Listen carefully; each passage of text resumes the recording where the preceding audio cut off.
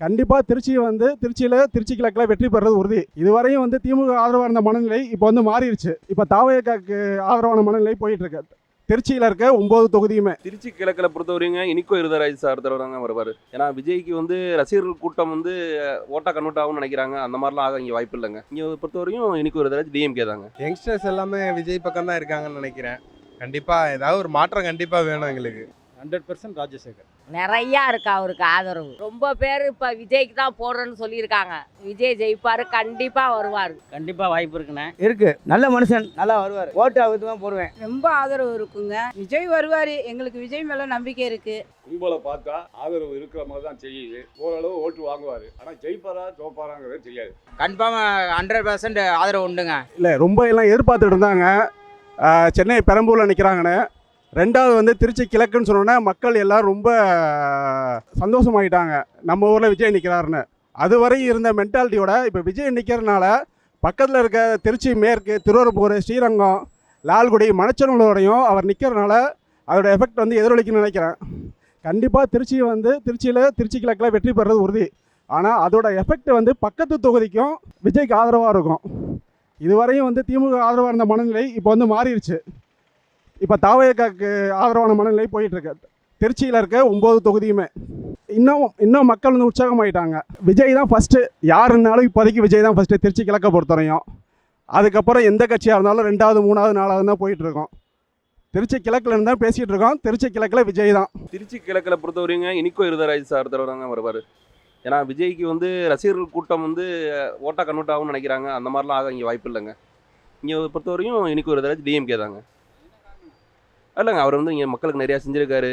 அதாவது அவர் மதம் சார்ந்து இல்லாமல் எல்லா மதத்துக்கும் எல்லா என்னவோ செஞ்சுருக்காரு. கல்வி உதவி செஞ்சுருக்காரு.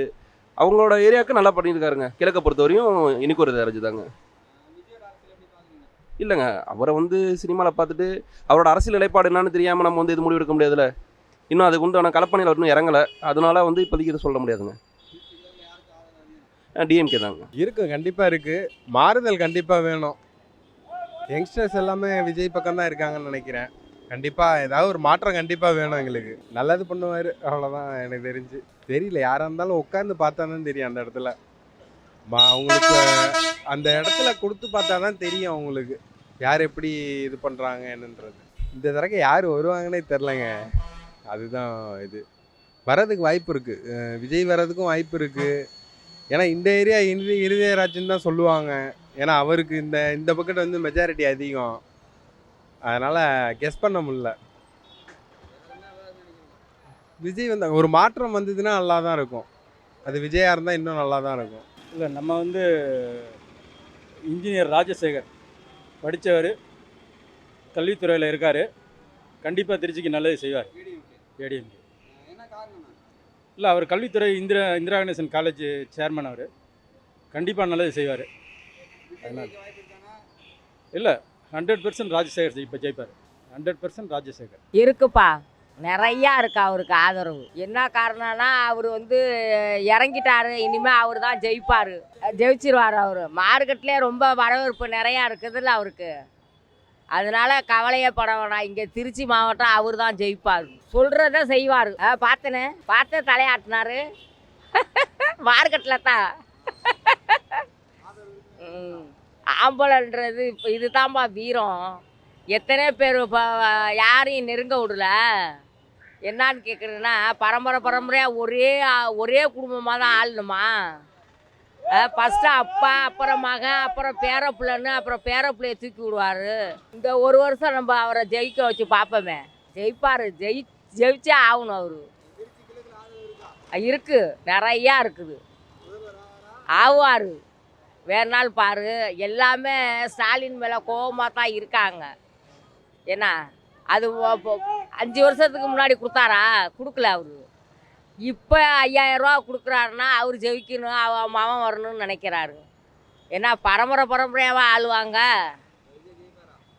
ரொம்ப பேர் இப்போ விஜய்க்கு தான் போடுறேன்னு சொல்லியிருக்காங்க. மார்க்கெட்லேயே பார்த்தியா? ரொம்ப எவ்வளோ அலவுட்டாக இருந்துச்சு பற்றில. பார்த்தீங்களா? நானும் பார்த்தேன். மரக்கடையிலேருந்து எல்லாம் பார்த்துச்சு. விஜய் ஜெயிப்பார், கண்டிப்பாக வருவார். கண்டிப்பாக வாய்ப்பு இருக்குண்ணே. காரணம் என்னென்னா ஒரு மாறுதல் வரணுங்கிறதுக்காண்டி மக்கள் எல்லாம் விழிப்புணர்வாக இருக்காங்க இப்போ. அதனால் வந்து மாற்றம் வந்தால் நல்லாயிருக்கும். அதெல்லாம் அரசியல் அனுபவம் வந்து அரசியலில் அவர் 30 வருஷத்துக்கு முன்னாடியே அரசியலுக்கு வந்துட்டாருங்க. அதனால் வந்து அரசியல் அனுபவம் இல்லைன்னு அவருக்கு சொல்கிறதுக்கு தேவையே கிடையாது. அதனால் அவருக்கு தெரியும் எப்படி பண்ணணுங்கிறது தெரியும் அவருக்கு. அதை சொல்ல விரும்பலை நான். இவர் வர்றதுக்கு வாய்ப்பு இருக்குது. கண்டிப்பாக ஜெயிக்கிற வாய்ப்பு இருக்குது. 2 தொகுதியில் ஏதோ ஒரு தொகுதியில் கண்டிப்பாக வருவார். கண்டிப்பாக நிறையா மக்கள் ஆதரவு இருக்குது. இளைஞர்கள் பட்டாளம் நிறையா இருக்குது. நல்லா இருக்குது. நல்லா பண்ணார். இளைஞர்களும் நிறையா கூடியிருக்காங்க. அதாவது பெண்களும் அதே மாதிரி நிறையா இருக்கிறாங்க, இளம்பெண்கள். அதனால் வாய்ப்பு கண்டிப்பாக நிறையா இருக்குது. நிறையா இருக்குது. நல்ல மனுஷன், நல்லா வருவார். ஓட்டு அவருக்கு தான் போடுவேன். நல்ல மனுஷன், நல்லபடியாக வரட்டும், அவ்வளோதான். நல்லது செய்வார்ண்ணே, நல்லது செய்வார். அதெல்லாம் வந்துடும். வந்துடும். வாய்ப்பு கொடுப்போம், வந்துடுங்க. என்ன பார்க்க முடியாமல் போச்சு, அவ்வளோதான். அவரை பார்க்க முடியல, கடை இருக்கான பார்க்க முடியல. விஜய் ரொம்ப ஆதரவு இருக்குங்க.